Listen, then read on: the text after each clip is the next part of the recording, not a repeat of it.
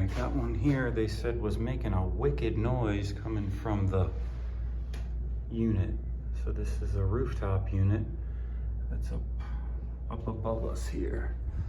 So I'm gonna leave it off for now until I get up there.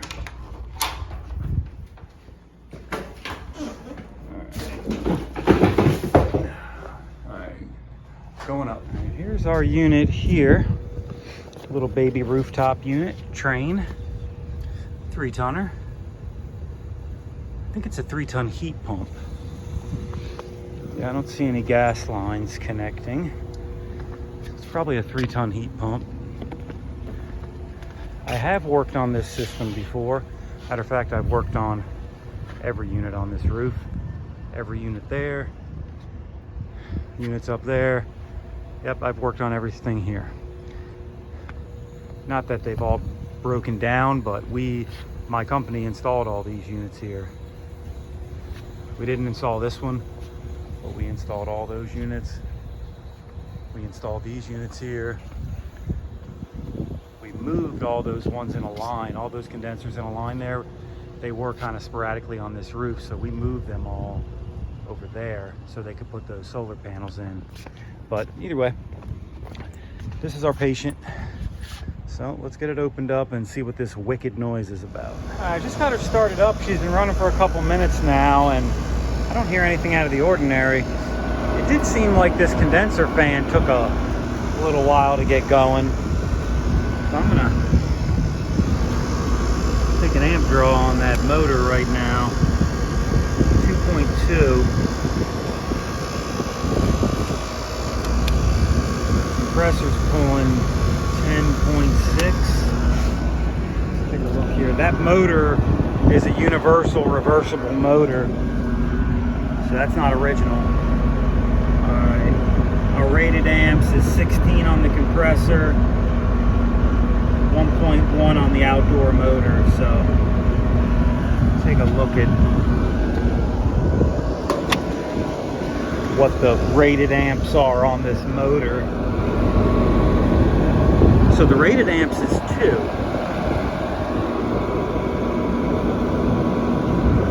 So with a service factor,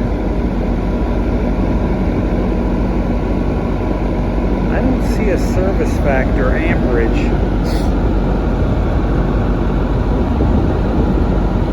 It's not showing me a service factor amperage, just that the amps is 2.0. Check this capacitor. We had got a video sent to us, or the dispatcher did, from one of the guys that work here, and it sounded to me like maybe the compressor was bypassing from what the sound was. So R22 system. That's cold. Warmish. Yeah, it's warm. That's hot. Hot gas is hot.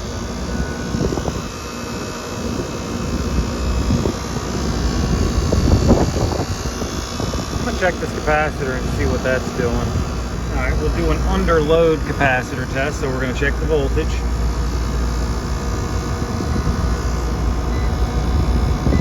.234. And we're gonna check here, which is 0.5. Now this is a 4-wire motor, but both these should be reading about the same. 0.57.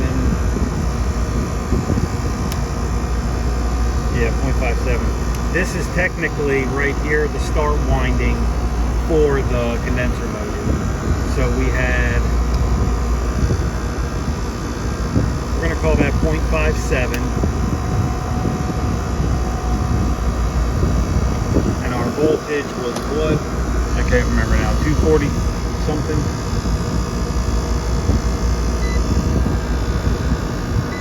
Yeah. 236. So we're going to put that in our HVAC school app and see what it is.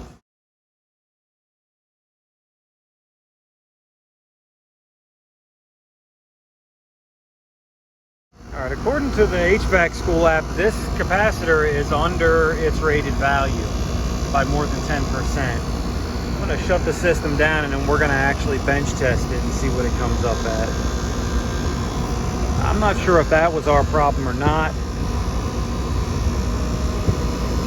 but we're gonna let it run for a little while and see what happens. Probably gonna put the gauges on her and see what our pressures are like. You might not be able to see this, but I do have one wire pulled off. I didn't want to peel all that tape off, so we're gonna bench test this. Not an underload test. We're gonna test it right now.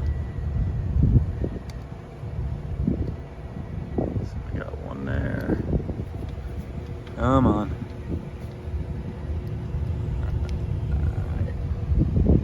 6.9. So it is low, but I don't think it was low enough to have a huge effect on that motor.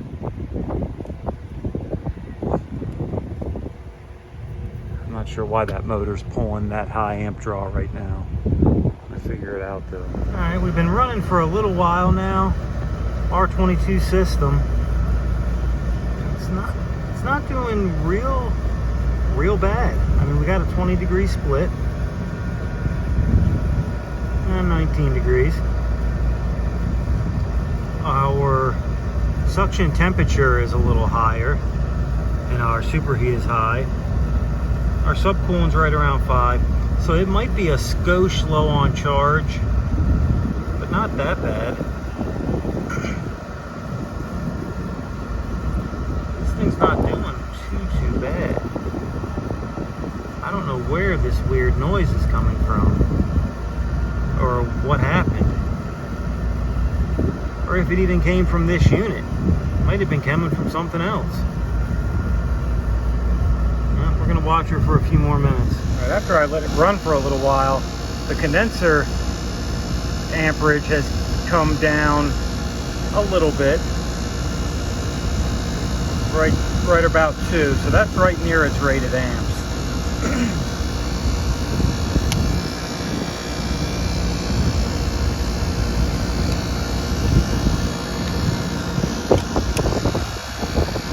Compressor's pulling 10.7. Let's check these other ones.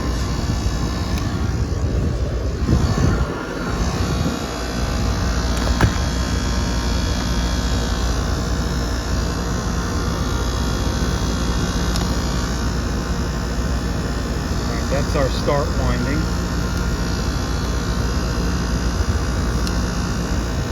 And that's our run winding. So our common is pulling 10 amps, 10.8. See if I can find a capacitor on this signal there.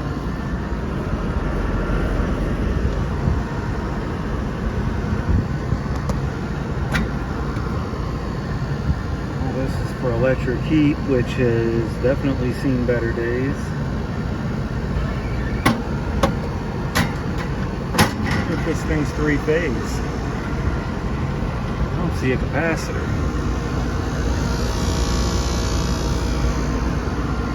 This is behind the blower door, which would be dumb.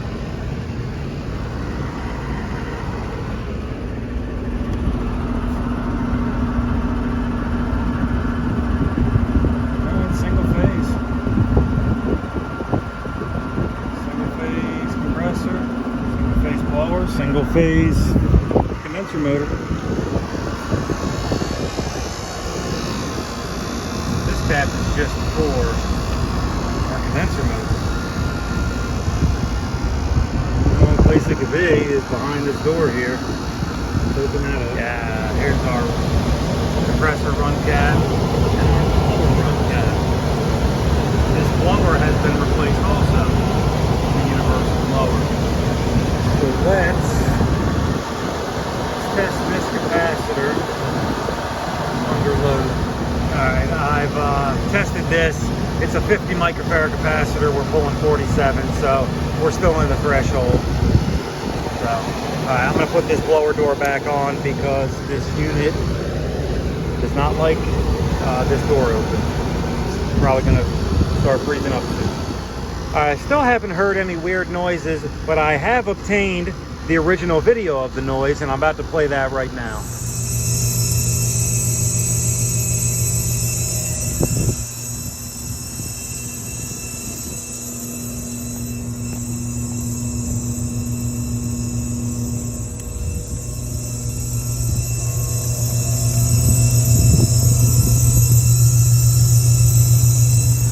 So what do you guys think?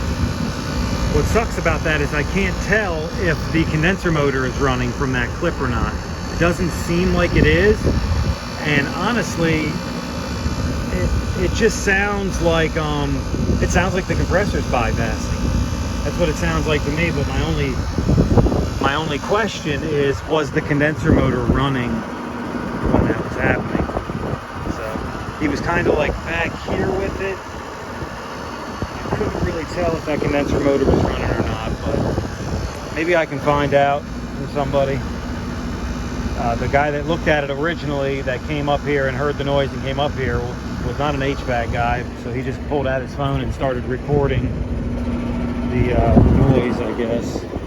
So, all right, I'm gonna dig a little bit deeper and look into this thing a little more. Check it out. Condenser motor stopped while the compressor's still running. I'm not going to be able to be quick enough to see if I still got voltage to it. I do still have voltage, so I think I have a bad motor here, but we're going to try a new cap first, even though that cap wasn't very low. Try giving her a spin. Yeah, see, she's just out on thermal. All right, let me shut it down before we do some damage to the compressor.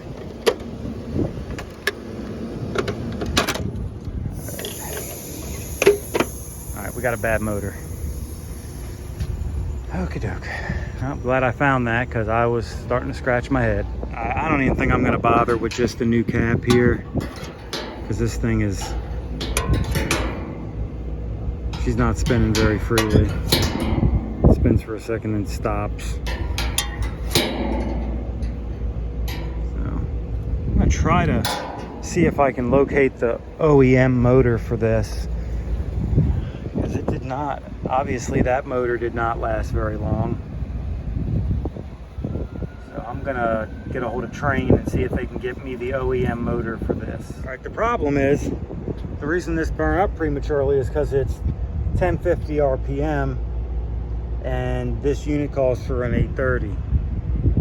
So which means that blade is only rated for 830 RPMs. I'm gonna go down to the truck and see if I got an 830 RPM motor. Yep, I sure enough do. 825 RPM, 1/3 to 1/8. Amps is 2.1, but she takes a 7.5 370. So that's our motor there. Keep a couple motors on here. Thermostats and stuff. I might do a truck tour at some point, but my truck is in a state of disarray right now, so I'm not even gonna show you all the rest of it. All right, let's get this motor out. All right, getting my old motor out now. Got the blade off. About to pull the screws, pull the wiring, get my new motor in, new capacitor. We'll start it up. What seems like an obscure nut driver is 11/32. I've had this one a while. I don't know if you guys can read that there, but this is an 11/32 nut driver, and that's what size the bolts for most of these motors are. So keep one in your tool bag. So when doing a motor, depending on which orientation your motor is in, make sure your plugs are in. So this is my plug on this side, and this is my plug on this side. So my motor is being mounted like this. So I want to make sure my base end plug is installed and my shaft end plug comes out. So I'm going to pull that plug now, just in case any water gets in there, it can get back out. All right, we got our wire, our conduit on, and we got a fire truck going past. We got our conduit on, we got our blade on, we got our motor mounted on our new fan guard. We're about to throw it back in now. All right guys, got my new motor in place. gonna make sure the orientation is correct. Then I'm going to make sure this is zip tied down and out of the way. Got my new capacitor in, which I'm gonna get a piece of band iron out of the truck and mount that right there. And this old capacitor is no good. Now we're gonna start this baby up. Make sure it's turning in the right direction. Here we go.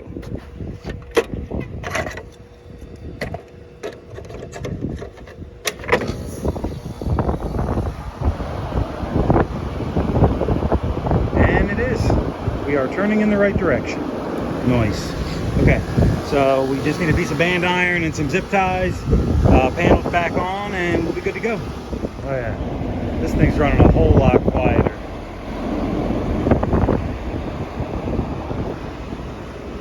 All right, guys, I think we fixed this one too. All right, here to the thermostat. Let's turn that to 72. It'll probably run for a little while, but this unit services this hallway and common area here, so that's what it does. Goes down to about there,